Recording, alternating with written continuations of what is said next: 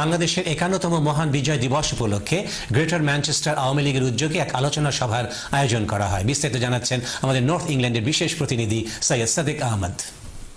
বাংলাদেশের মহান বিজয়ের ৫১তম প্রতিষ্ঠা বার্ষিকী উপলক্ষে ম্যানচেস্টার সিটি আওয়ামী লীগের উদ্যোগে এক আলোচনা সভার আয়োজন করা হয় সলফোর্ডের লিংক প্রজেক্টে।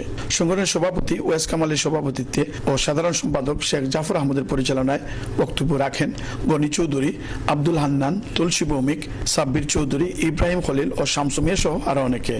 অনুষ্ঠানের শুরুতেই মহান স্বাধীনতা সংগ্রামে নিহত সকল শহীদদের প্রতি শ্রদ্ধা জানিয়ে দাঁড়িয়ে ১ মিনিট নীরবতা পালন করা হয় এবং সমবেত কণ্ঠে জাতীয় সঙ্গীত পরিবেশন করা হয়।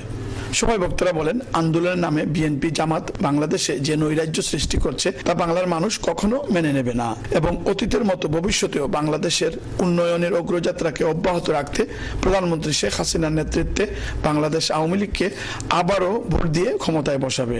তাই এখন থেকেই নির্বাচনের প্রস্তুতি নিতে প্রবাস থেকে সবাইকে ঐক্যবদ্ধ হয়ে কাজ করার আহ্বান জানিয়েছেন বক্তারা। তুলসী ভৌমিকের সঙ্গীত পরিবেশনের মাধ্যমে অনুষ্ঠানের সমাপ্তি ঘটে। Syed Sadek Ahmed, channel S news, Manchester. সহকর্মী সৈয়দ সাদেক আহমদ ম্যানচেস্টার থেকে। এবারে একটি শোক সংবাদ।